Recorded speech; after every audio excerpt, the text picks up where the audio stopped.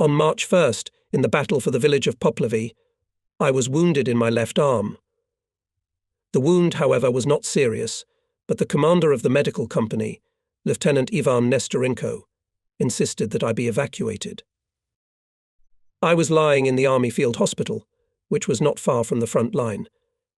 Together with me was severely wounded 18-year-old Komsomol member Volodya Valeniuk, a sniper of the company.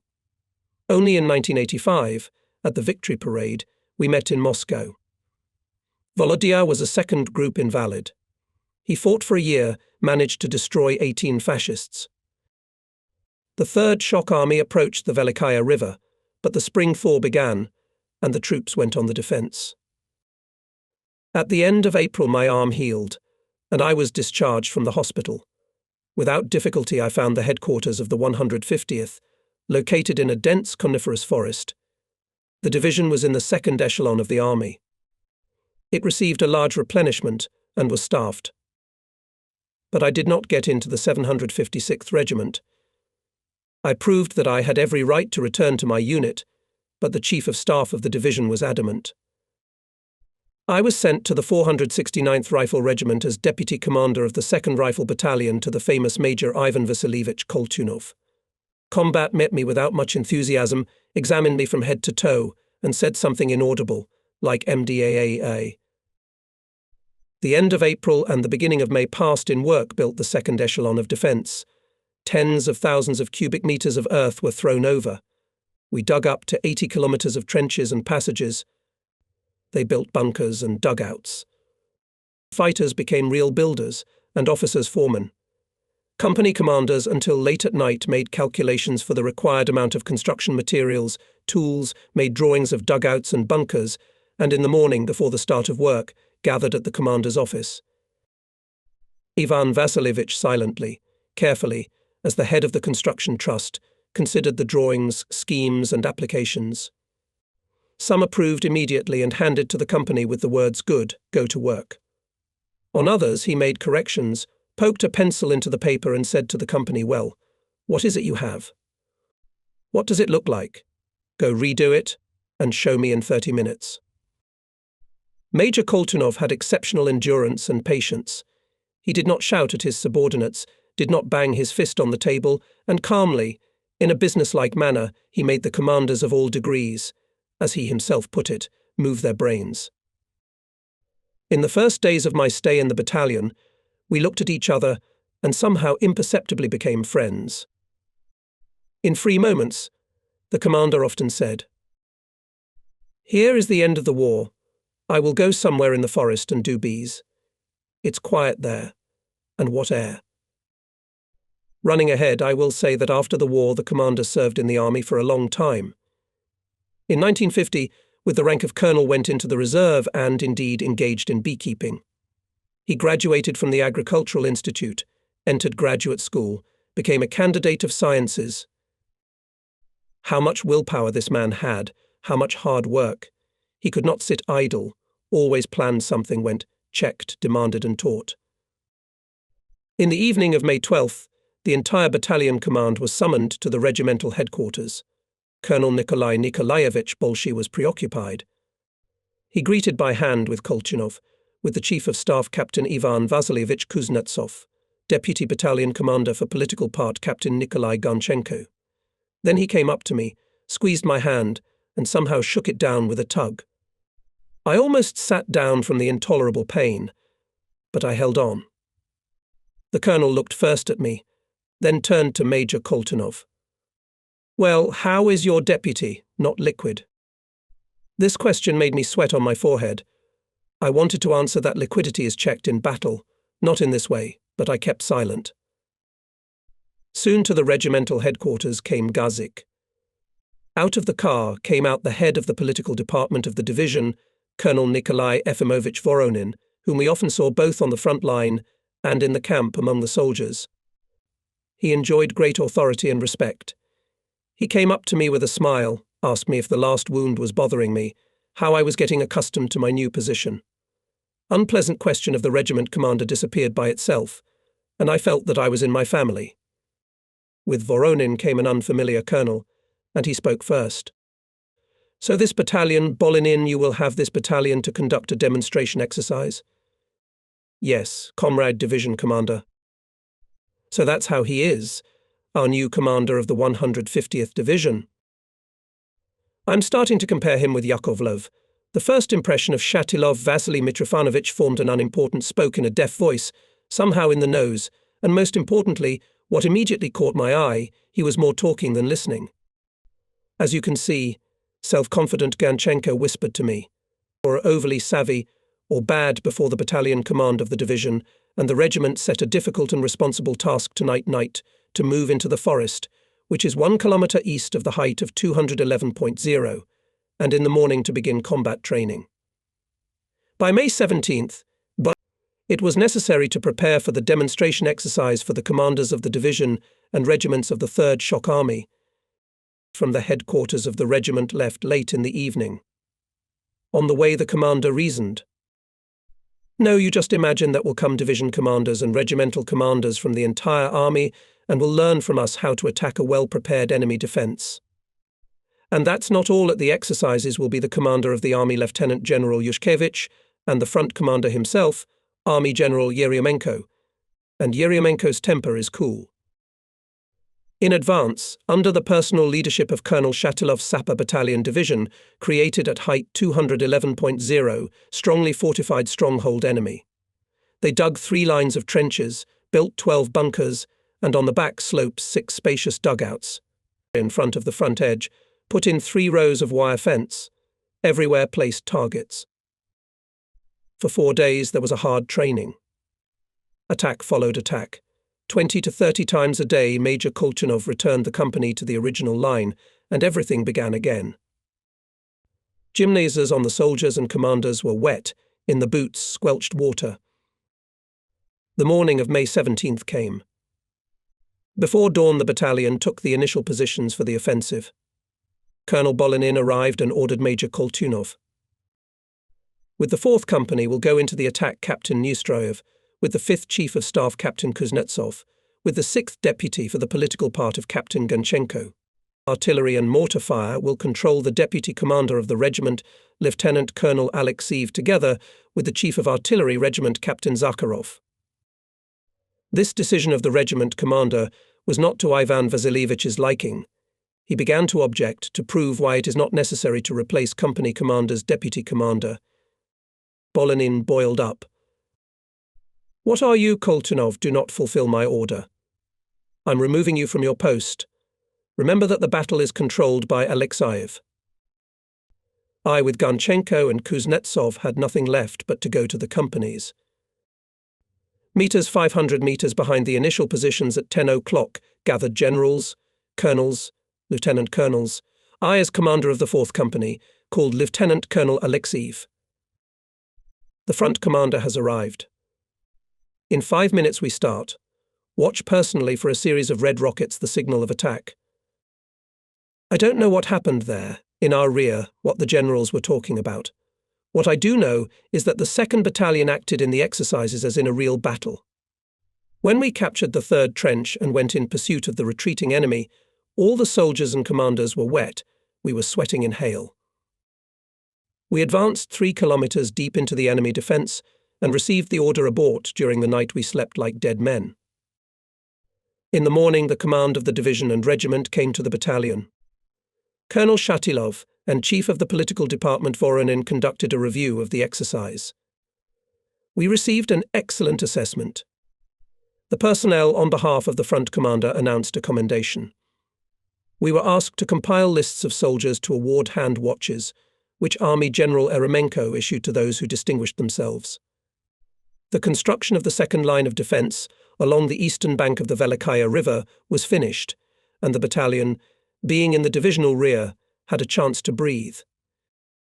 We lived according to the peacetime routine. Party and Komsomol meetings were held in all units. Those who distinguished themselves in the last battles and in the training were accepted into the party. Party and Komsomol layer was, as never before, very high, up to 50% of the total number of the battalion.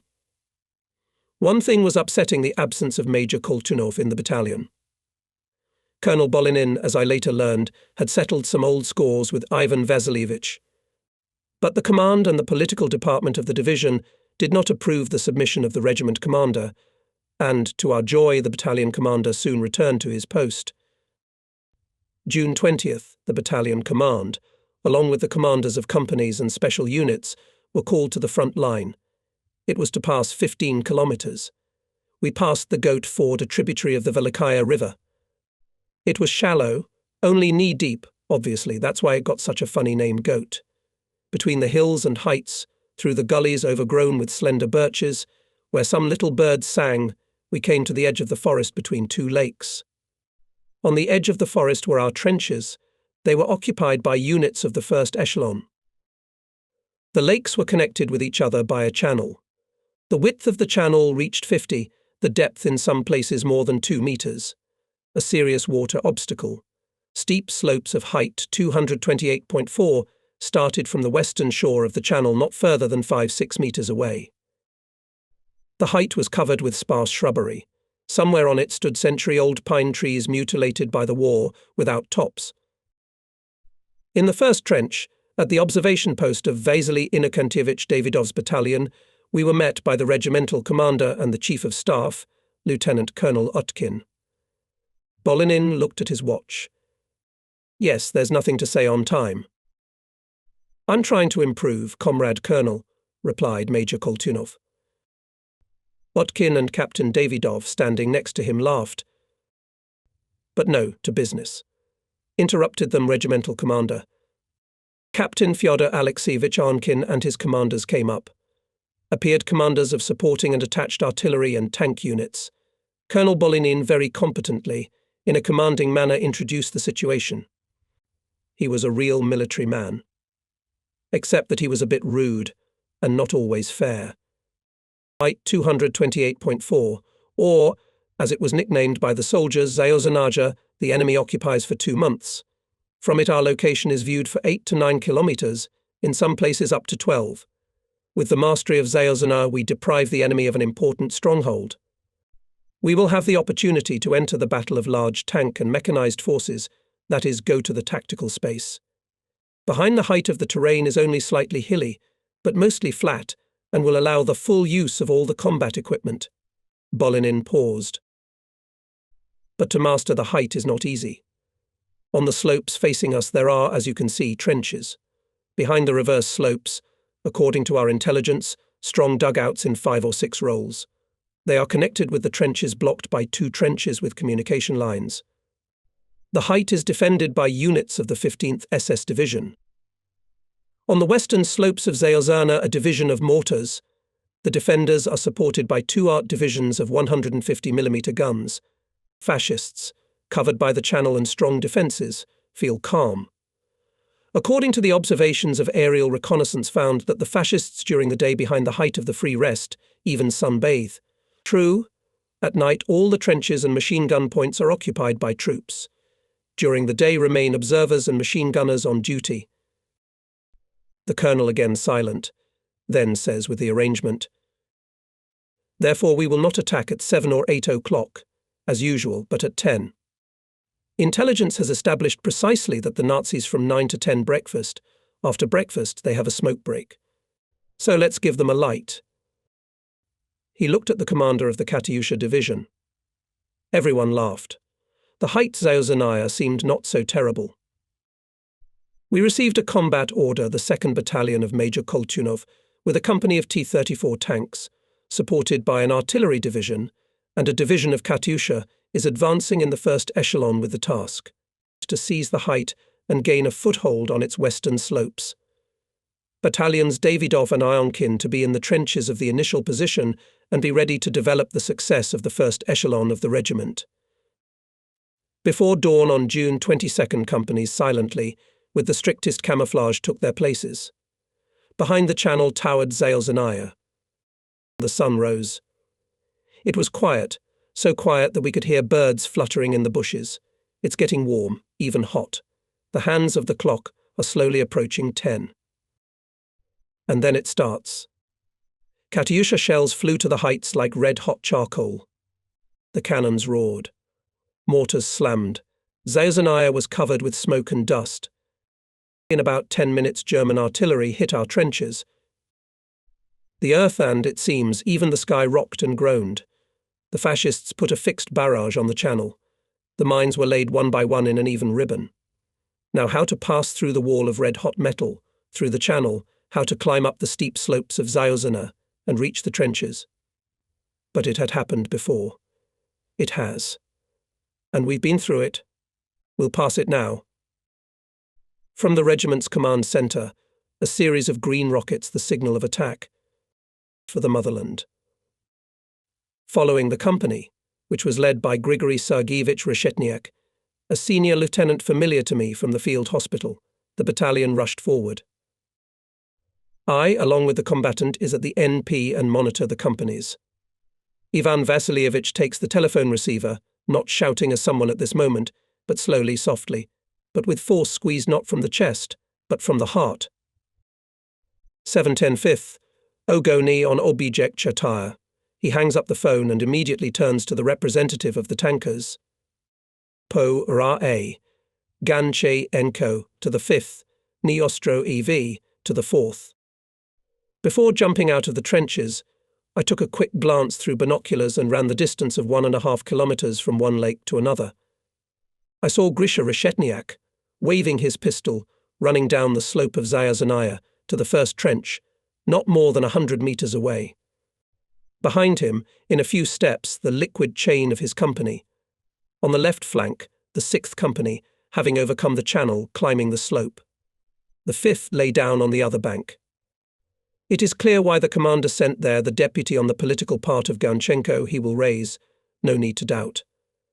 I look at the left flank. The 4th Company is also lying down. We must run.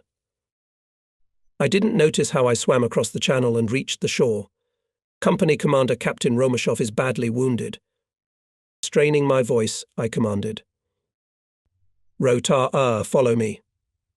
To the Ate Key, forward. I pause for a moment, standing at full height. I see how one, the 2nd, the 3rd, stands up. The company has risen. In the trenches, killed ours and Germans. The wounded are moaning. Here has already passed the company of Senior Lieutenant Grigory Reshetniak. The fight is in the 2nd and 3rd trenches. The company suffered significant losses and exhausted, need help. Battalion 3 rifle companies skip through the trenches and go to the western slopes of Zayuzana. Behind our back, in the trenches, only individual shots are heard. The height is taken.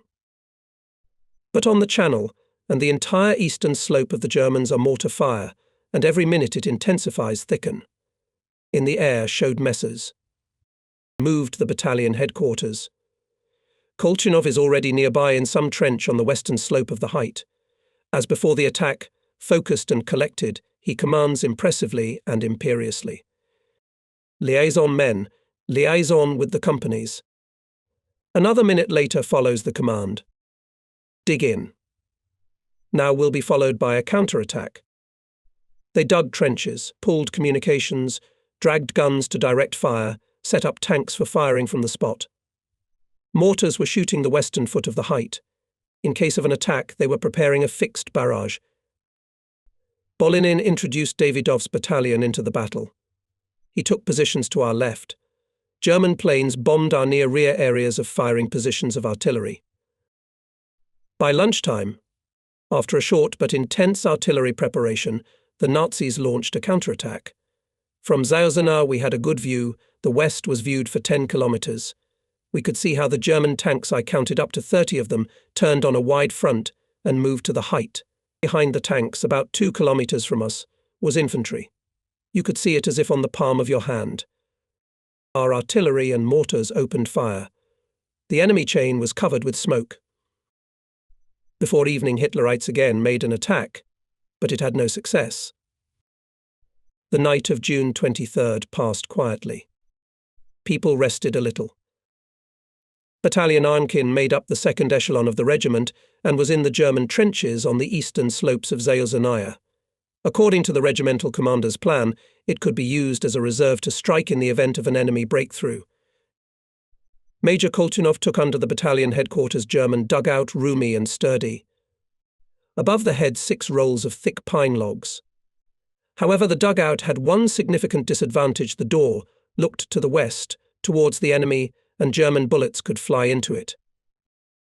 As soon as dawn broke, the Nazis opened fire on the height.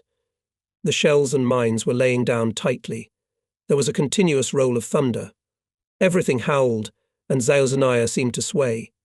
The fascist artillery preparation was going on for about 30 minutes. But it seemed that it began long ago, as if yesterday. Under cover of fire, German tanks and infantry came to the foot of the height. When the Nazis transferred the fire to the depth of our defence, the attackers were already on the slopes of Zaoznaya, no further than 200 metres from our trench. Tanks began to go around the height on the right and left. The infantry was climbing the ridge. Shaking off the earth and sand, soldiers and commanders were rising from the bottom of the trenches. Everyone was waiting for the command. The fascists came closer. Here they are, already 150 metres. Here in 120 metres. Fire! Fire! The crackle of machine gun bursts, the roar of Katyusha, the whine of direct-fire guns. Everything mixed up. Not more than 50 Germans, and that in different places, ran to our trenches and were destroyed by grenades. The smoke has cleared. There's no one in front of us. The counterattack was repulsed. German planes appeared. They turned around and went into a dive to the height of Zaoznaya. Again the ground shook. After the airstrike was followed by an artillery raid. The division commander put into battle the 674th Rifle Regiment of Lieutenant Colonel Alexei Ivanovich Pinchuk, former commander of the 151st Brigade. Our battalion was thinning, and the defence area was reduced. Now we occupied only the northern part of the height, and the right flank rested on Lake Kofoino. Colonel Shatilov moved the division's observation post to Zaoznaya. I saw several times as he went around the positions of the companies, encouraging and giving advice to commanders. He walked along the trenches in full height, without ducking, and they were shallow on the western slope. They had not had time to dig to the full profile. It was felt that the commander is a man of excellent courage. We, the commanders, somehow immediately changed his attitude. The Germans, after another artillery attack again, went on the attack. This time, not counting losses, they threw more and more forces into the battle, and they managed to break a gap on the right flank of the 4th Company. Hitlerites bypassed the height and rushed to the crossing, brought by sappers tonight. But the 4th Company continued to defend. The fight came to hand-to-hand combat. The forces, however, were unequal. The Germans threw in the breakthrough to a reinforced battalion with tanks. From the defenders of the right flank, almost no one was left. They were killed. Fresh German units approached the breakthrough. A critical situation was created. And then, on Shatilov's order, the 674th Regiment went into counterattack. The enemy could not withstand and began to retreat, but he retreated from line to line systematically, providing stubborn resistance.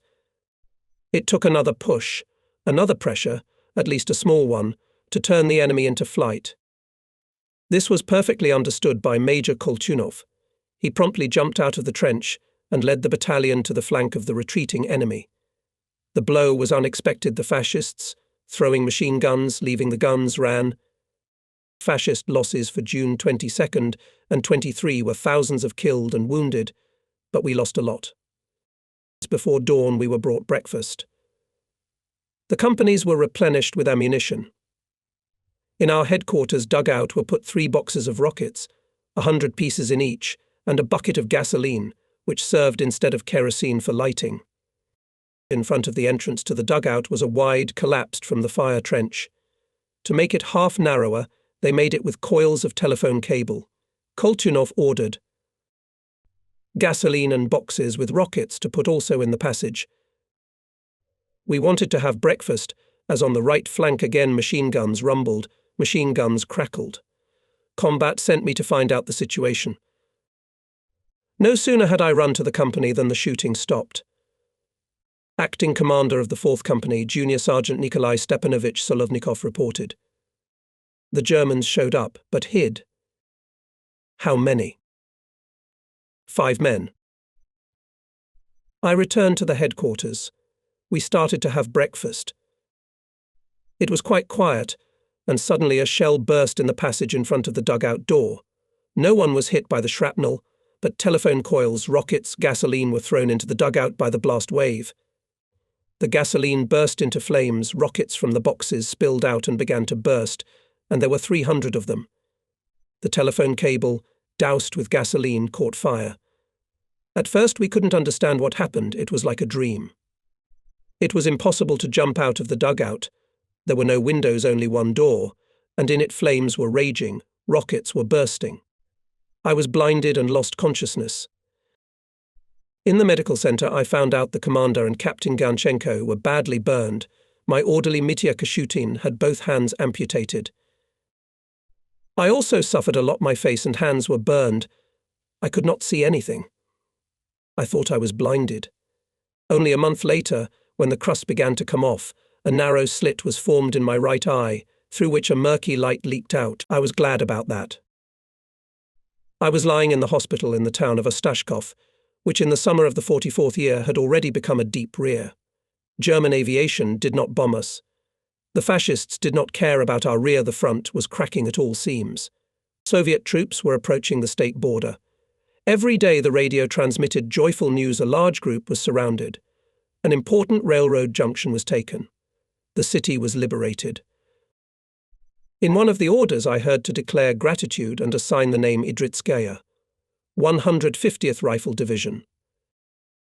On July 21st, the radio reported, yesterday a group of German generals made an assassination attempt on Hitler. We, wounded, hotly discussed what was happening. How I wanted to go to the front. But I was bedridden. I was discharged from the hospital only on September 2nd. I was entrusted to be a commander. In the personnel department of the army, I received awards: the Order of Patriotic War of the 2nd degree for Poplevy and the Order of Patriotic War of the 1st degree for the height of 228.4. I received a direction to his division as commander of a rifle battalion. The division commander was not found at the headquarters. Colonel Dyakov, the new chief of staff, said that he was at the observation post of the 674th Rifle Regiment, which was repelling attacks. He paused and added, "The situation is heavy." I went to look for an observation post. In front of the river Ogra was fighting. The enemy trying to prevent the exit of parts of the 150th. Division to the river went into counterattack. I searched for the division commander. I looked, and on his shoulders general's epaulettes. He spoke on the phone, and I waited for the right moment, and then reported. Captain Nestroyev, after hospitalization, came for further service as commander of a rifle battalion. Handed the general a direction. Mikhailov, Shatilov turned to the unfamiliar to me Lieutenant Colonel, send instead of Major Strizhnev. Mikhailov turned out to be my regimental commander.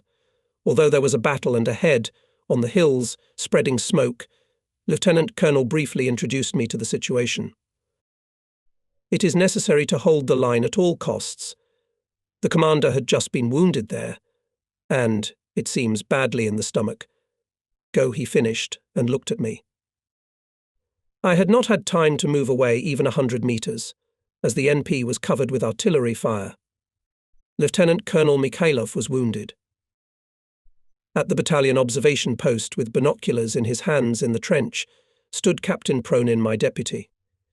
At the bottom of the trench squatted Chief of Staff Captain Chepelev and wrote something. Well, here I am again on the front line, again in battle. It was September 14th, 1944. In Latvia, the fighting was of a special nature. Hitler and the high command of the Nazi troops attached great importance to the Baltics. They tried to keep it in their hands at any cost, as it covered East Prussia. Every city and town, every height was prepared for defence. Every metre of Latvian land was taken with a fight. I had to be in continuous fighting for almost 2 months, or rather 53 days and nights. We took farms and nameless heights. We lost battle friends. We were replenished and moved west again. He grew a beard. He lost weight. He could speak only in a whisper. He had torn his voice. On October 28th, he was wounded in the hand of his right arm. A small fragment of a shell lodged in the bone. The wound was bandaged by an orderly of some rifle company. I don't even remember who, threw a meter bandage over my neck, tied the ends of it on my chest in a knot, put my hand in the garter, and asked, "Good combat?" "Good," I answered, and stayed in the battle. Passed through the forest, through some swamp, and again the hills. Again high rises girdled with barbed wire. We passed the town of Dobel, burned and destroyed to the ground by the Nazis, and again went deep into the swampy forest. There was firing everywhere, the sound of heavy guns. On November 6th, not only my battalion, but the whole division was attacked by the enemy from the village of Kursy. The fascists were coming through. Not counting losses, they threw more and more new forces into the battle. We had to raise and lead the battalion in counterattacks 3 times before lunchtime on the eve of the Great October Revolution. Major Sergei Chernobrovkin, a favourite of the division, was killed. Killed commander of the 3rd Battalion Andrei Matveyev. Severely wounded Captain Chepelov. At the 3rd counterattack, when we on the shoulders of the retreating enemy almost broke into his trench, I was hit on the legs. I fell down. Wounded again, and this time badly. I was hospitalized for the 5th time and arrived at the regiment, still limping on my right leg. The division was already in Poland, near the town of Minsk-Mazowiecki. I went to the headquarters and reported. Colonel Zinchenko, the commander of the 756th Regiment, met me cordially, asked me about my health and well-being, offered to have a meal together. I could see that he was very concerned. When we sat down at the table, Zinchenko said, "The last battles in Latvia were heavy. The regiment has 2 rifle battalions in battalions of 70-80 people. We will be replenished. We will form a 3rd battalion. You'll form it." His orderly had already set the table. Dinner was modest 1 small steamed cutlet, paper-thin slices of Dutch cheese. "Well, comrade combat, shall we eat?" He moved the plate with bread closer to me. I waited for something, looked furtively at the door, behind which the orderly hid. But it was quiet. I was freezing. I was riding in the back of a car full of crates. I wanted to warm my soul with a glass. "Comrade Nestrayev, eat," said the colonel. I realized that I wouldn't wait for vodka. Later I learned that the regiment commander does not drink and does not keep any alcoholic beverages. That's how I met the new regiment commander. With him I went from Warsaw to Berlin, and I am glad that I served with him. The colonel was cautious, judicious, but not without courage in conducting combat operations. As for his personal courage, it was an example for me. In the first days of January here, near Minsk-Mazowiecki, not far from Warsaw, we received replenishment. My 3rd battalion was formed. I didn't have to do combat training for a long time. The troops of the 1st Belarusian Front, which included our 3rd Shock Army, were preparing for the Vistula Oder operation. It was an extraordinary operation, both in its objectives and in scope, in the very pace of the offensive. At that time, of course, we did not know the plan of the command, even on the scale of the army, not to mention the front. But everyone felt that we had to accomplish something very significant. Let me start by saying at least that the battalion had never been as full as it was in those January days. We received a lot of automatic weapons. There was a lot of artillery stationed around us in the woods. There was another reason for high spirits. The battles for nameless heights and small villages were over for us. Somewhere ahead was Warsaw, and from it the way led to other big cities, of course, to Berlin. From these thoughts, even breathtaking. Everyone realized that in this offensive we would certainly come to the land of fascist Germany. Let's see what it is, this cursed land from which the war crawled across the world. January 14, at dawn ahead, somewhere beyond the Vistula, artillery preparation rumbled, and we were still standing in the forest. The battle was on a wide front, and that was good. It began. A huge offensive began. Later we learned that the troops of the 1st Belarusian Front made 2 strikes that day, the main one from Magniszewski Bridgehead and auxiliary from Pulkovo. Our army at the first stage was assigned a secondary role. It remained in the reserve of the front. but later we moved to the first echelon. On January 15th, we were taken to the initial area to the eastern bank of the Vistula River, to Prague, a suburb of the Polish capital. On the western bank stood Warsaw. On the fourth day of the offensive, the troops of the First Belarusian Front, under the command of Marshal Zhukov, advanced far to the west and made a deep encirclement of Warsaw. The Germans were forced to abandon it. We marched through Warsaw at night. The fascists completely destroyed the city. Piles of bricks and stone were left of it. When I looked at the ruins, my heart clenched. Day and night, the 150th Division moved forward in regimental columns. They rested no more than 4 or 5 hours a day. These were tiring marches, but no one complained, and the front was rolling more and more rapidly to the west. We were rushed forward as fast as possible. In those days, there was a peculiar situation. The First Belarusian Front had already advanced to the Oder, and its right neighbour, the Second Belarusian Front, whose main forces were turned against the encircled East Prussian grouping, fell behind. Actually, its left flank, which was fighting on the Vistula, fell behind. Thus, between the fronts formed a huge gap. The enemy could break into it from eastern Pomerania at any time. For him, every day was a real opportunity to strike in the flank and rear of the First Belarusian Front. And the Germans had a lot of forces there. To secure his flank, the commander of the front, Marshal Zhukov, ordered our army, as well as some associations, to turn sharply to the northwest. Now we went only forced marches. We had to pass 152 kilometers, and here new hardships awaited us. On the march we were caught by a ferocious storm. A long and tearing howl rolled across the ground and the sky. In the face, like a dry broom, prickly snow whipped. Nothing could be seen in 5 paces around. We were walking in separate battalion columns. We had lost the road long ago. The snow was above our knees, in some places up to our waists. Where to find it, this road, we don't know. Everything was covered with a snowy haze. I stepped aside and let the companies pass me. The soldiers, like ghosts, fell into the milky abyss, fell without noise or shouting. I felt creepy. Where are we going? My contact, Petya Pyatnitsky, shielded me with his body from the raging elements. His eyes, narrow as slits, looked at me expectantly.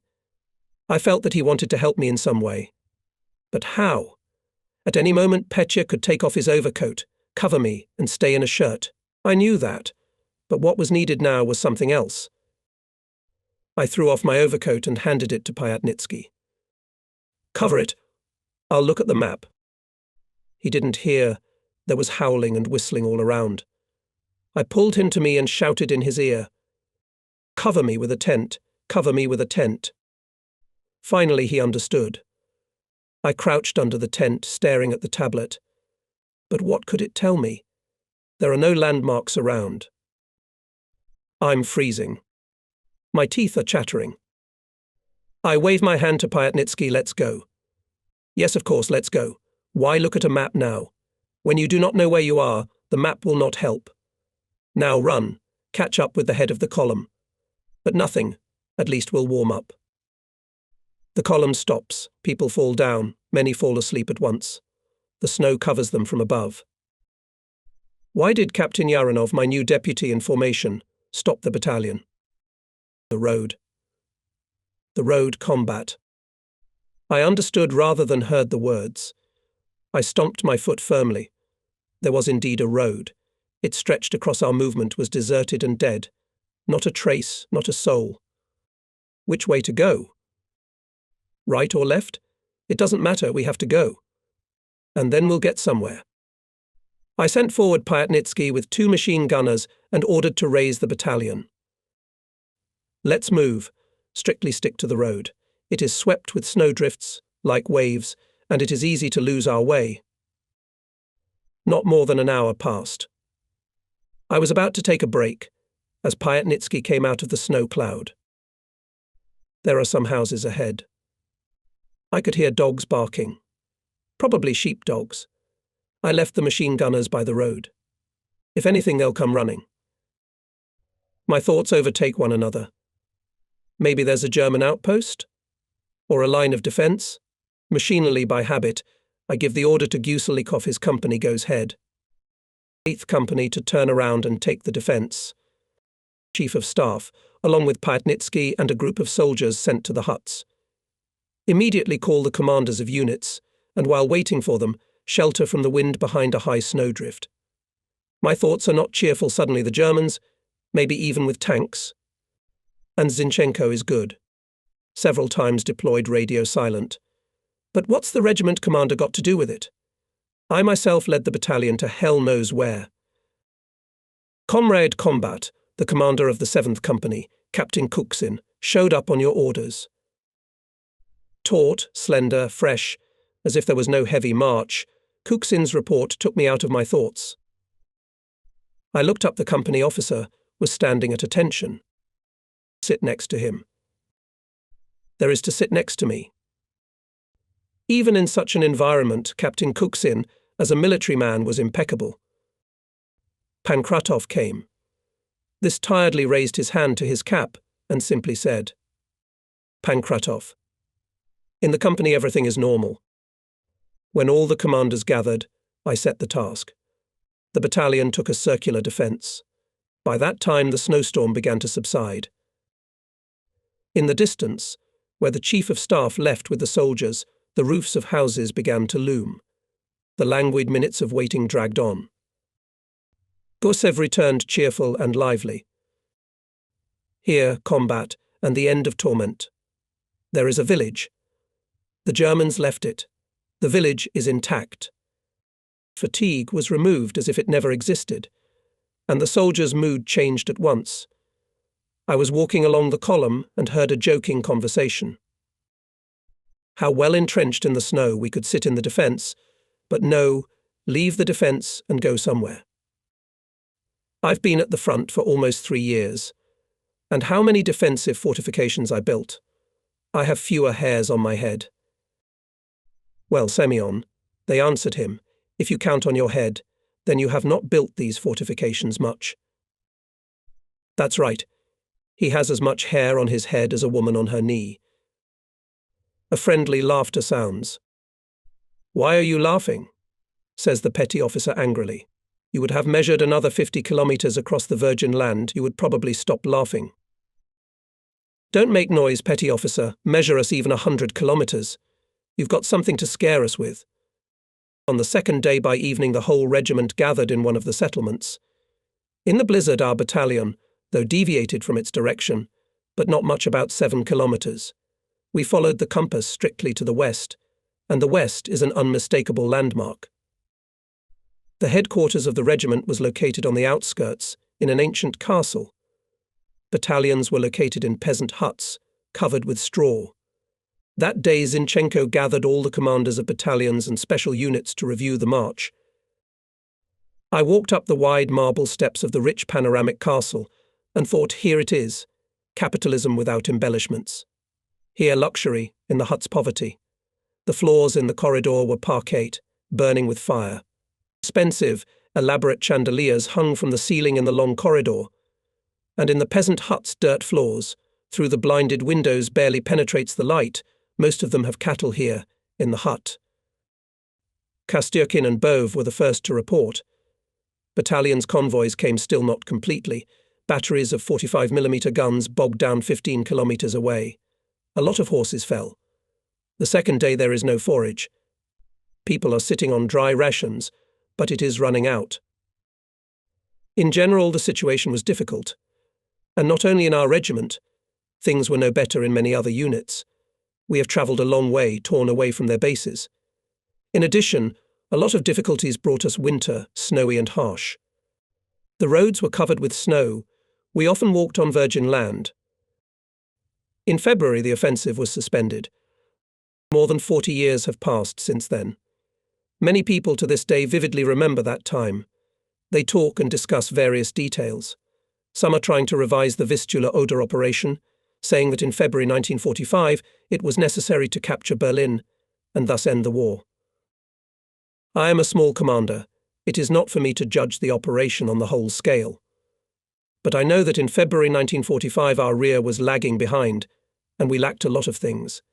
People were experiencing extreme fatigue, and the ranks of fighters had thinned considerably.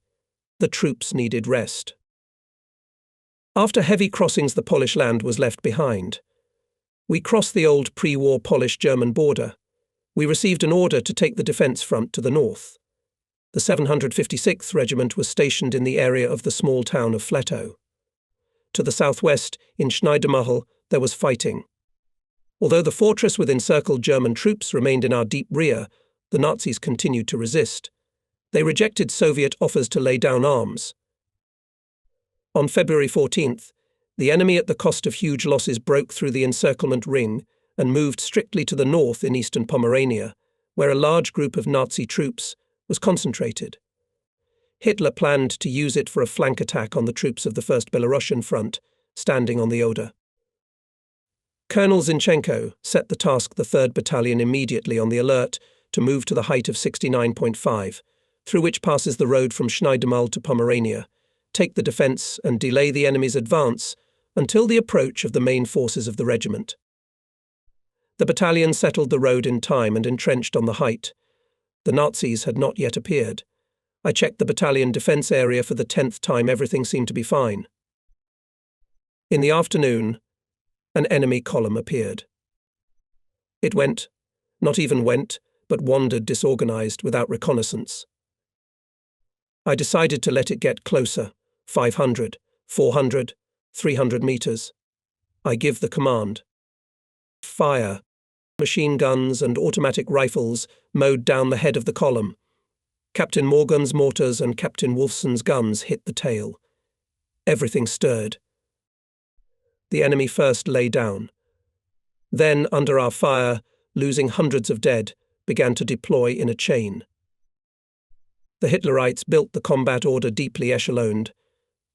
I counted 8 dense chains. The Germans 4 times rose to the attack, suffered losses, but again accumulated and came at us. And lay down. In the evening they were attacked in the flank by Berv's and Kasturkin's battalions and defeated. Few of them reached the forest near the height.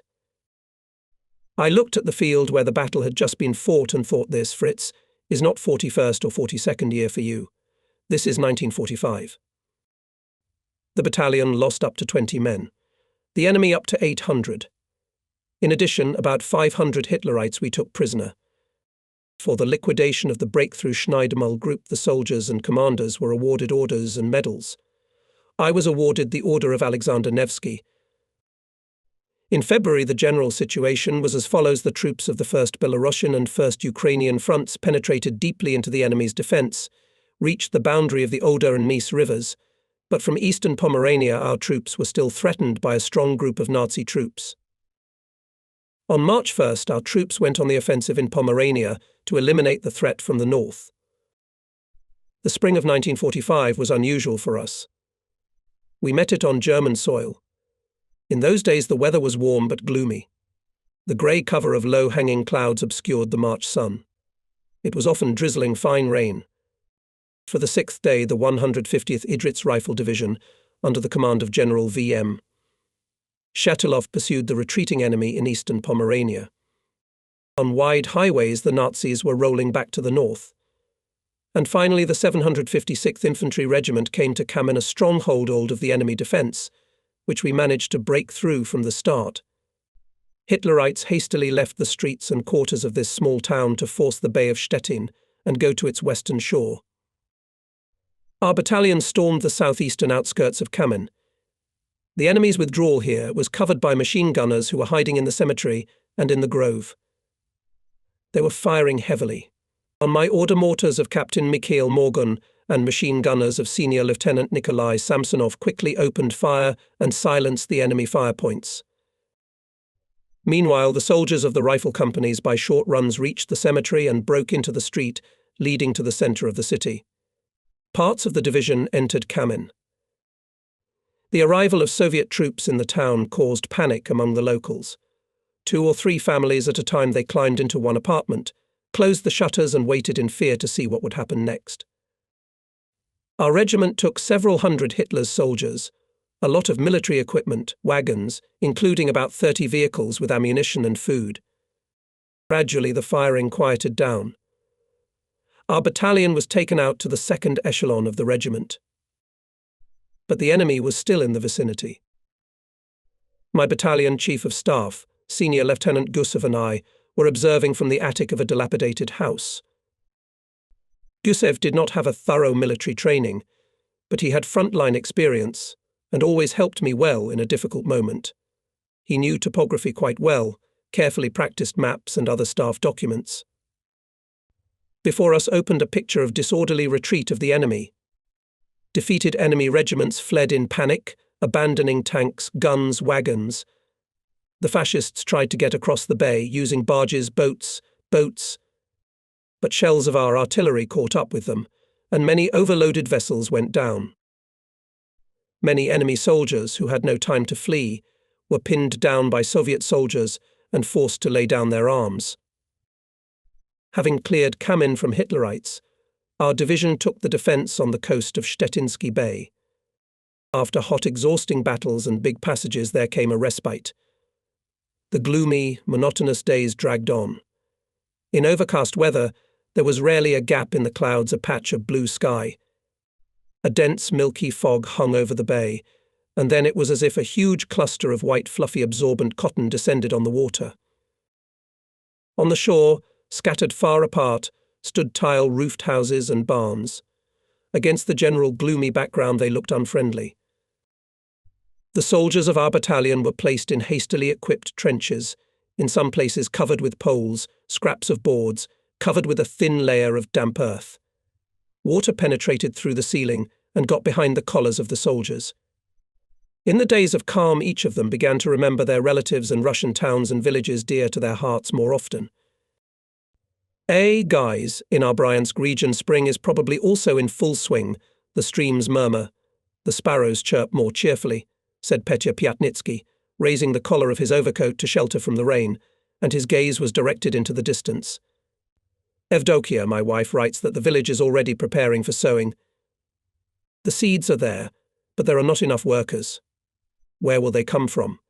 There are only old men and women left. Clearly it's not easy for them without us. That's right, Petro, you say. Ilya Sarnov confirmed. It's hard not only for us, when sometimes you feel death breathing in your face. They also had to suffer bitter tears, and most of all those who had lived under the fascists. My village, Soviets, was burned to the ground by the fascists, Pyatnitsky said sadly. But brothers, the worst is over. Soon the fascist will be finished, and we will go home. We will raise everything again. I can't even believe that such a day will come. Oh, what a celebration it will be. And the conversation flowed quietly, revealing the soldiers' thoughts, feelings and experiences. Peter Pyatnitsky told his friends about the Bryansk forests, Sarnov about Kustanay, about the grassy steppes of Kazakhstan, Zazulia about Ukraine. Each dreamed about his own, close to his heart, but all together about one thing about the motherland, the people who were looking forward to victory. In those days I heard many stories about soldiers' fates. Almost all of them were sad. Here's one of them. A young soldier, Vasya Kondratenko, told me we lived in Ukraine, in a district town near Kharkov. We had a large family. My father worked at a factory. My mother was a housewife. Grisha, my older, 19-year-old brother, worked together with my father at the factory. I studied at school. And there were also two younger sisters. My father and older brother went to the front in the first days of the war. My mother went to work at the factory as an apprentice turner. She rarely came home, sometimes in 2 or 3 days, or even less often. She would come home, see how we lived, and then go back to the factory. I was the boss of the house. I dropped out of school. The Germans started bombing the city almost every night. I would hear the air raid alarm, put on my sisters, and run down the street to the bomb shelter. Autumn nights are dark and rainy. It's cold, very cold. Our anti-aircraft guns are beating. Searchlights are shining across the sky. From their rays on the street seems even darker. Soon the ground and air are split by terrible explosions of German bombs. Glass is flying, roofs of houses are collapsing, and there are more and more bomb bursts. It's scary, very scary. My sisters are crying, their teeth are chattering from cold and fear. I would run with them to the bomb shelter, which as luck would have it was far from our house, and sit there until morning. And so every night. And on the morning of November 27th, returning from the bomb shelter, we saw that our house was destroyed. We were left in the middle of the street in old tattered coats. The new, better things had been sold long ago, and the rest, what we still had, was lost in the ruins of the house. I went to the factory to look for my mother. She put us with an acquaintance somewhere on the outskirts of the city. She herself went back to work. Letters from my father and brother came very rarely. In December, Grisha sent a letter. He was badly wounded. Mother did not have time to dry her tears with us. As the terrible news came, my father died. In the winter of 1942, our factory was evacuated to the deep rear. Many people travelled directly on open platforms together with the equipment. On the way, several times German airplanes struck. We thought we would never make it, we would get killed on the way. In 1942, I started working. And when I turned 18, I joined the army. I joined your battalion. I'll be a year old soon. My mother writes that my sisters are sick, her head has turned white. And my mother was beautiful, red-cheeked, with black curly hair. But nothing she writes, I fulfill the plan by 150 to 180%. After Vasia's story, everyone was silent for a long time. It's all right, we'll get through it, he concluded. In these days, officers of the regimental staff often went into the trenches to the soldiers to talk to them. Once in the evening I was sneaking along the message line to the command post, and at the turn I met Senior Lieutenant Prilov, the regimental agitator. "Where are you going?" I asked him. "To the soldiers. To smoke, to talk. Let's go together." Following us was Prilov's constant companion, the orderly Vasil. Everyone in the regiment knew this 18-year-old young man who had voluntarily joined the Soviet army. Small in stature, with a characteristic soft voice, Vasil resembled a perky teenage girl. We jumped into the trench. On the liquid, sticky mud approached a group of fighters. A soldier warms himself with smoke, shaves with an orwell, but he is still as cheerful as ever. He smiles cheerfully. Prilov began and continued. "Well, have you settled in well, boys? Have you burrowed deep?" The agitator of the regiment, Prilov, called all soldiers, sergeants and officers with warmth of heart, although some of them were already over 50. He was loved in the regiment, and everyone knew that in a difficult moment, when homesickness, memories of fallen comrades or bitter thoughts about combat failures squeeze the heart, the agitator always has a warming word warming the soul, sparkling humour and fun joke. "Is it true that here we will guard the fascists?" Ivan Zozulia addressed us. "Don't believe every rumour," Prilov objected. "We won't stay here long, we must hurry." Prilov paused, then finished his thought quite unexpectedly. "Yes, we must hurry home. There aren't many workers left in the village, and we're about to sow." That's right, said the soldiers in unison. "We'll make up our minds," Prilov summarized cheerfully. "We must finish the enemy as soon as possible. And the land we are guarding now used to belong to the Poles. We'll give it to them, let them live in good health. But the road home lies only through Berlin." "Berlin, you say?" "It's all right to go to Berlin, too. But other units may be sent to Berlin, and I, brothers, would like to visit it and establish my own order there," said Soldier Ivanov. For a long time we talked with the soldiers. Late in the evening, Junior Lieutenant Novitsky, adjutant of the regiment commander, came to us. He told me that Colonel Zinchenko ordered to immediately prepare the men for a long march. "Build the battalion over there, behind the slopes of the hills on the highway," I said to Captain Yaranov, the deputy for formation, who came up. He dashingly threw back his cloak and led the company along the line of communication to the rear. I went to the battalion command post. The section of the defence was transferred to the Polish battalion. Our division had to pass about 200 kilometres in 4 days and concentrate in the area of Lake Mantel. In full combat gear, soldiers gathered to form a general marching column, and here, by the roadside, rolled up their skatki, changed their shoes, adjusted their equipment more tightly. Soon General Shatilov arrived at the battalion. He jumped off his horse and handed it to his orderly. I went to the commander and reported that the battalion is preparing to march. He warmly greeted and with his usual correctness offered, "Let's go and see." Calmly unhurried gate commander approached the soldiers who were adjusting the equipment. Seeing the general, they stood up. "How are you?" Shatilov asked. "So far, everything is fine, Comrade General. Here we are thinking, calculating, how far will we have to go?" The soldiers peppered the commander with questions. 200 kilometers. "Better prepare your shoes, do not allow scuffs on the way, or the road will seem long," advised Vasily Mitrofanovich half-jokingly. "We are used to crossings. It's not the first time. I believe and hope." Shatilov's clean-shaven face lit up with a satisfied smile. He wished the soldiers success and went on. "After checking our battalion, General Shatilov on horseback rode around the other regiments, gathered commanders of units to instruct them how to organize and conduct the march. We will make the crossing at night," he warned. "People will have to endure a lot of physical strain. Take care of the nutrition of the soldiers. Hot food must always be given out on time. Maintain combat readiness, discipline. Remember the war continues, and there may be all sorts of surprises. On the way there will be swamps, possibly ambushes." Late in the evening the regiments moved on the road. In the tail of the columns went wagons with ammunition, food and various military equipment. Gusev and I rode on horseback ahead of the battalion. We stopped by the side of the road to see how the companies were passing. Look at the 7th Company.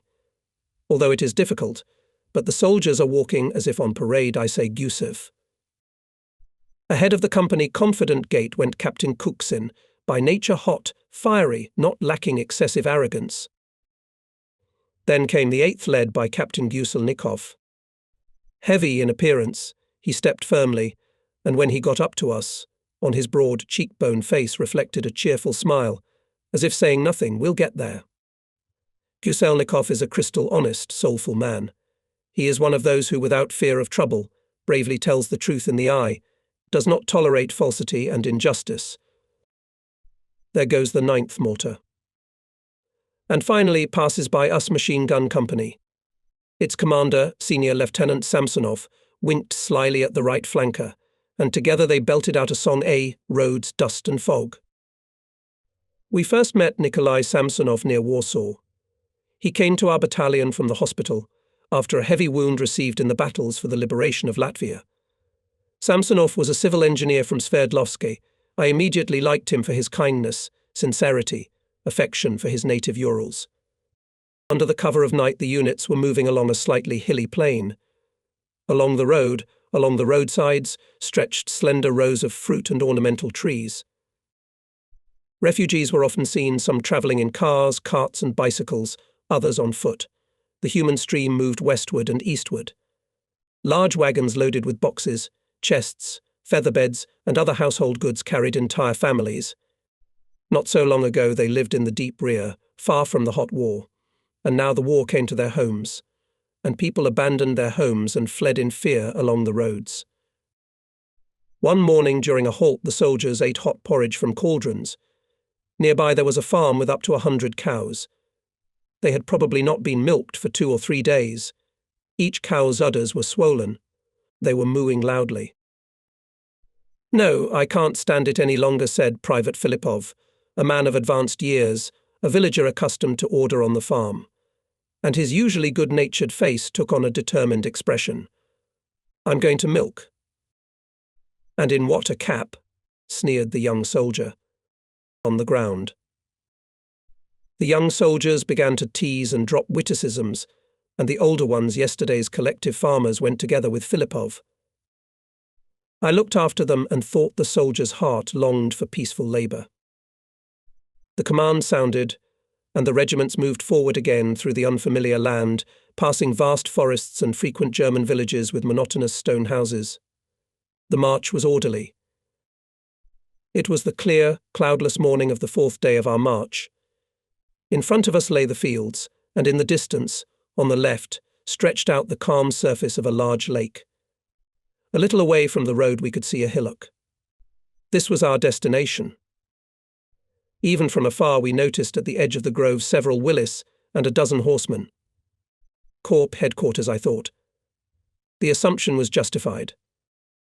Soon among the group of officers I recognized the familiar stocky figure of General Perevertkin. Immediately a brawny horseman, Junior Lieutenant Novitsky, adjutant of the regiment commander, flew up to the head of the battalion column. To the regiment commander, "They're the commander of the corps and the division commander," he shouted, nodding his head pointing toward the hill. I left Yaronov in my place and followed the adjutant. On the hill near the corps commander already stood General Shatilov, Colonel Zinchenko, Captain Bove and several other people. When all the summoned officers gathered, the regimental commander in the most concise form set us a task. In a few hours the regiments settled in the villages spread around the lake. The division headquarters was stationed in the village of Klein Mantel. Some units entered the military town, from which stretched an asphalted road to the deserted airfield. Our regiment occupied a 3-story barracks, girded by full-profile trenches dug by the Nazis. The battalion was assigned the first floor. After the march the men were given a day's rest. The soldiers first cleaned their weapons, slept, and then began to put their uniforms and equipment in order, washed and shaved, telling various tall tales and stories from the front life. By noon in the back of the corridor someone was already playing simple melodies on an accordion, as if attracting the soldiers who wanted to sing to their camp music. Some went outside to get some fresh air, to see how people lived here, until yesterday. Concerned, I returned to the battalion from the regimental commander. Tomorrow I had to start systematic combat training. I went into the staff room. At the table sit Gusev and Lieutenant Berest, my new deputy in political part. Both bent over the papers. "What are you doing?" "Formalization of award lists for those who distinguished themselves in the last battles." "That's right. Colonel Zinchenko asks that we submit these materials to him without delay. It'll take a night, but it'll be done by morning." "We'll manage." "You know, Kuzma, gather all the commanders of companies and special units by 18 o'clock. We'll talk about the tasks that the regiment commander has set before us, and you'll take care of the awards after the meeting." Gusev immediately called the duty officer and gave him the order to gather the officers. Waiting for their arrival, Berest and I and Gusev again and again thought about how to better organize combat and political training. We sketched out a plan, outlined the main topics for practicing tactical, fire and formation training, made a daily schedule. As if we were living in peacetime. Schedules. Combat training. Gusev grinned good-naturedly, looking at his papers. "It's coming to that, Kuzma," came into the lair of the enemy. "Peace, I think, is not far off, and in order to live to see that day sooner, we must study, improve our skills." Engrossed in work and conversation, we didn't notice how time passed. "May I?" Opening the door, asked Captain Guselnikov. "Come in." "Ivan." I pulled out my watch. The hands showed 18.00. I looked at Guselnikov and thought of him executive commander, always accurate. Following Guselnikov in the room entered Captain Kuksin, Senior Lieutenant Samsonov, Pankratov, Misha Morgan and other officers. The tedious transition did not seem to have made any imprint on them. They had time to shave, to sew up clean cuffs, to shine their boots. But Lieutenant Berest, who liked to flaunt his dress code, was especially distinguished by his neatness. For the sake of importance, he had grown a small, narrow moustache and carefully groomed it. The officers were rested and cheerful, and a lively conversation immediately ensued between them. "Ivan, have you lost your gun?" Kuksin teased Guselnikov, and at the same time winked at Berest. "You're joking.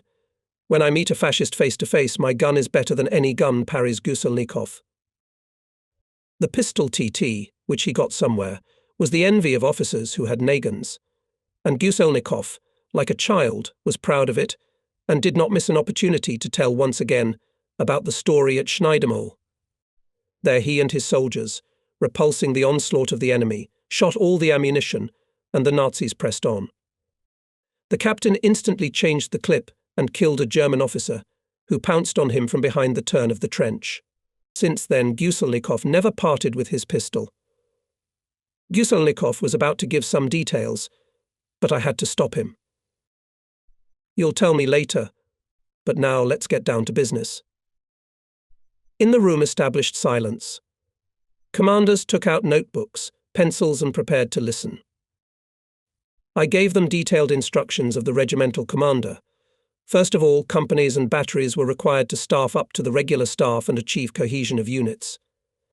We had to take young, untrained soldiers, teach them to use weapons, to advance in chains, to attack, to fight hand-to-hand in the trenches, to block pillboxes, to act as part of tank landings. Great importance was attached to training soldiers, sergeants and officers in forcing water obstacles and advancing in night conditions. I'm not quite clear how to conduct physical training, Kuksin asked. We have little time, I answer him. Therefore, during the hours of physical training, every soldier should be taught hand-to-hand combat techniques. This is the main thing. And political training how? Asked Guselnikov. There will be a seminar. We need to make people aware that outside our homeland they need to hold the honor and dignity of Soviet soldiers especially high, to ensure that they correctly understand the international situation and their specific tasks, prepare for the political classes thoroughly. Replenishment will arrive soon, worried Samsonov. It is already at the regimental headquarters. By subtle outward signs, gestures, hurried notes, which were kept by company commanders, it was felt that people understand the importance of the tasks before them. We were in the center of Europe, in the lair of fascism. We came here through fire and storm, crushing the enemy, before whom the armies of many nations laid down their arms. Soviet soldiers marched on the land of Poland, Romania, Austria, Bulgaria, Czechoslovakia, Yugoslavia, Germany as flag-bearers of freedom. And in these moments, each of us realized training, shooting and camouflage, physical hardening and political classes, small milestones on the way to a great, great victory, which we all dreamed of from the first days of the war. I understood the thoughts of my comrades. I believed that they were well aware of their tasks, and therefore I thought it unnecessary to remind them of it once again. Our business conversation ended, and the commanders went to their units. Lieutenant Berest, deputy for political part, and Lieutenant Petrov, the battalion's partog, round-faced, well-built, remained in the room. We talked for a long time. When should we hold the party meeting? Petrov asked thoughtfully, biting the tip of a pencil. Tomorrow night, answered Berest, we cannot delay it. And the Komsomol? Battalion, company, in a day or two, so that communists are present at each of these meetings. Let's write it down like that. We must talk to young soldiers about the military oath, especially about discipline and vigilance, emphasized Berest. Early morning. Breathing is easy. The company's headed for Lake Mantel. Sing, Captain Guselnikov commands, and the ringing tenor of Private Yakimovich spills over the field. The formation friendship picks up. The song inspires people. With it imperceptibly for themselves, soldiers pass more than 3 kilometers. At the lake, the companies are divided into platoons, squads, and begin training. In the clearing near the old oak tree lined-up department, Senior Sergeant Sionova, he is one of the company, which I commanded in the garrison Babka, the rest are not. His uniform tightly fits his slim figure, on his lean face frozen expression of strict concentration. Squinting from the bright sun, he scrutinizes the soldiers. We will practice the techniques and rules of firing automatic rifles, he says, and immediately deftly shows how to prepare to fire a rifle from a lying position and from the knee. Some of the youth, says the commander, may think, why say all this, who needs such an exercise? Who thinks so, he is wrong and will pay for poor training with blood. If you do not kill the enemy, he will kill you. In battle, the stronger, more experienced, skillful and dexterous wins. Remember Pavlov of Stalingrad. The house he defended became a real fortress. The Nazis broke their teeth on it. Why? Pavlov knew his business. The soldiers of the department are divided into pairs and train. Classes are in full swing. The young are helped by the experienced, those who in the harsh battles have already tested their marksmanship in shooting at the enemy. In the battalion began intense combat training. From dawn to dawn people were learning the military business. Daily days, to the limit saturated with training, went by quickly. Everyone tried to do their best, both soldiers and commanders. And it is understandable we knew that the day would come when everyone would face the most severe test, a bloody battle with the enemy, driven into his den.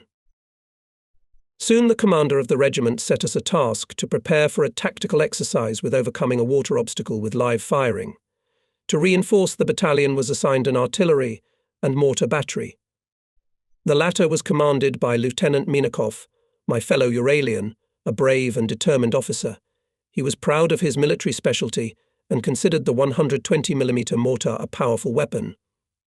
At the firing, Minakov always watched with admiration how Pud mines burst with great force, throwing lumps of earth far away. A division of 122mm howitzers was assigned for support. It was necessary to force Lake Mantle about 1 kilometre wide. The fulfillment of this task was preceded by thorough preparation. For several days we were busy moving to the starting line. On command, the soldiers inflated rubber boats, carried them on their shoulders to the water, and then proceeded to cross the lake. In the beginning, the training was not organized enough. Mistakes were made. They forgot wooden planks on the shore and put the bipods of hand machine guns on the rubber sides of the boats, or poorly prepared stands for machine guns. In order to achieve coherence and simultaneous launching of boats, we conducted dozens of trainings. It required such a strain that soldiers' uniforms became wet with sweat. On the eve of the exercise, I went ashore to better study the terrain and think about the possibility of using all the firepower. The sun was slipping towards sunset. With binoculars in my hands, I looked over the wide surface of the lake and the surrounding terrain. On the shores, as far as the eye can see, stretches coniferous and deciduous forest. On our eastern side, the descent to the water is gentle, on the opposite side steep rocky slopes, and further on a boundless green forest strip. Quietly humming a song, Captain Guselnikov came out of the bushes. "Where are you going, Ivan?" "I'm looking for a place to lay brushwood so that people wouldn't get stuck in the swamp when launching the boats." We stopped, smoked, admiring the purple sunset. A conversation started. Each of us wanted to share our dreams about the future, to talk about what might be ahead. "Can you imagine how many water frontiers we will overcome on our way?" "A lot," quietly said Guselnikov, machine drawing circles in the sand with a twig. "Not for nothing the Germans call the Oder the river of German destiny. They will not give it up without a fight." In my opinion, Ivan, the exercises at Lake Mantel are a rehearsal before forcing the Oder, as well as the canals and rivers flowing west of it. "And look out, combat. You need to keep your eyes open, critically assessing the terrain," said Guselnikov. "And I think we have made a mistake. Even from here, from a low place, and that can see the boats, the enemy will easily detect them from their height." I mentally praised him for his good point, but I was ashamed of myself for the fair reproach. I lit the already extinguished cigarette, looked intently into his eyes and said, "Good, we must fix it." The battalion, raised on alarm, moved to the starting line. At the observation post, equipped in the coastal shrubbery, gathered regimental commanders, battalion commanders and artillery chiefs. Here was also the division commander, General V.M. Shatilov. Soon behind the bushes heard the noise of a gazika, and on the path leading to the observation post showed the stately figure of General Perevertkin. He greeted each officer warmly. His good mood was transmitted to everyone around him. He immediately somehow became more cheerful. "Nistreev, everything is ready?" asked me the regimental commander. "Yes, comrade colonel." And then high in the sky red rockets scattered in a fiery sheaf. Hundreds of invisible eyes were watching from their hiding places, waiting for this signal. It set the whole battalion in motion. Artillery from closed positions and direct fire simultaneously opened fire. The enemy shore was covered with smoke of continuous bursts of mines and shells. The bushes seemed to come to life, stirred. The soldiers dropped camouflage nets, took inflatable boats on their shoulders and quickly ran to the lake. In a wide front, the units came to the swampy shore to begin the crossing. In front, grasping the bow of the boat with strong hands, firmly stepped Squad Commander Staff Sergeant Gusev, namesake of the Chief of Staff. From exertion he slightly hunched over, and on his swarthy face appeared bright blush. Next to Gusev, bent under the weight of the load, is a soldier, Zozulia. Without stopping, they enter the water, dragging the boat behind them and rushing to jump into it. Water is getting into their boots, their clothes are getting wet, restricting their movements, but no one pays attention to it. This is how all departments act. On command, the soldiers take the oars and row hard, and machine gunners, more comfortably placed in the bow of the boat, are made to fire. The launching takes place at the same time. About 50 boats cast off from the shore. Several dozen hand and machine guns open fire on the opposite shore. The dry crackle of short bursts merges into a continuous rumble, shaking the air. Howitzers rumble. The shaky marshy ground trembles underfoot. With hissing and whistling shells fly overhead. From my station I am watching the actions of the units. A little worried. As in a real battle. Anxious, waiting for the decisive moment, the attack. Thoughts feverishly changing one another. Obviously, by habit, attention is directed to the fact that in case of failure, to make some new decision. But everything goes as planned. Under cover of artillery and mortar fire and machine guns, the boats are moving farther and farther away from the shore. Following them are crossed communicators, sappers, battalion headquarters. Then, loaded on pontoons, artillery battery. Forcing the water frontier is held at a rapid pace. As soon as the boats approach the western bank, the soldiers jump into the water, with weapons at the ready to climb the steep slope. With a shout of hurrah, in a wide stream of companies attack the stronghold of the enemy, on the height and seize its western slopes. The immediate task is accomplished. Next, the battalion advances to the height of Lisieux, which is 4 kilometers from the lake. Exercises continue in the conditions of hilly and forested terrain. Through dense thickets and hollows, the units advance in a chain. They maintain elbow-to-elbow communication between them, so as not to lose the given direction and not to deviate from it. In the open areas of the company, make rapid rushes of 300 to 500 meters. Especially hard here have to machine gunners and mortars, but they are trying to keep up. An hour and a half later, the battalion reached the western slopes of the height of Lisieux, and at this time in the air scattered green rockets, the signal of counterattack infantry and tanks of the enemy. Soldiers hastily set up firing positions. Artillerymen rolled out guns on direct fire. We repel the counterattack. That's the end of the exercise. Companies go to the western slopes of the height of Lisieux, where commanders check the presence of people, the state of weapons. Soldiers stand tired and soaked, but satisfied that the difficulties of tactical exercises left behind. Senior leaders and mediators arrive here as well. Taking out notebooks, they report something to the corps commander. General S.N. Perevertkin listens to them and goes to the soldiers, frozen in formation at attention. Before the formation, the commander makes a brief review of the exercise. The task set, he says, successfully accomplished. You acted skillfully, showed discipline and resourcefulness. Management of units was organized correctly. As a drawback, I note that during the offensive in the depth of the enemy, defense mortar company broke away, and communication with the battalion headquarters established late. The area of firing positions for mortars were chosen on the plain instead of using the back slopes of the hills. He further said, the sanitary platoon followed the fighting order, as in a parade. That's not the way to do it. These mistakes must be taken into account. The general was a little silent, shrewdly looking over the wet, tired soldiers, and with a rise continued. For excellent actions at the exercises, to all the personnel of the battalion I declare gratitude. We served the Soviet Union. The battalion responded in friendship. The second week of stay at Lake Mantel was coming to an end. From sunrise until late at night, the soldiers improved their combat training. Their friendship grew stronger. Each company, Each platoon was now a close-knit fighting family. Soon after the exercise, I was called by the regiment commander. Rifle battalion commanders gathered in a mansion on the shore of the lake. Colonel Zinchenko welcomed us. "General Perevertkin summons everyone," he reported. In about 10 minutes, on horseback, we were on our way to the Corps headquarters, which was located on the eastern shore of the Oder. The officers realized that not today, tomorrow, we would be sent to the front line. But where to? There were different opinions on this matter. Some assumed that we would be sent to the northwest, others to Czechoslovakia, others to Berlin. And yet everyone secretly hoped that we would attack the capital of Germany. We had such assumptions even under Cummins. This was the main question that worried everyone.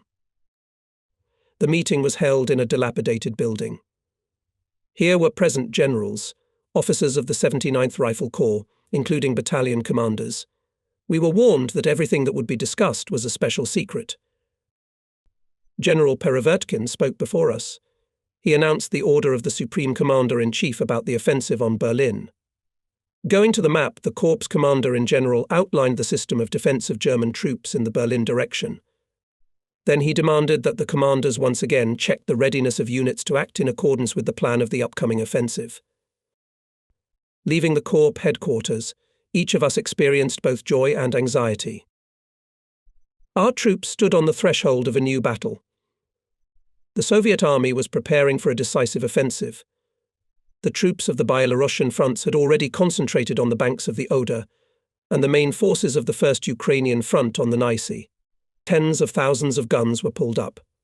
Heavy and medium tanks with a full set of ammunition, filled with fuel, were at the starting lines.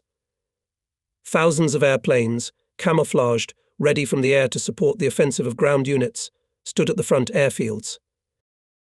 The operation was being prepared in strict secrecy.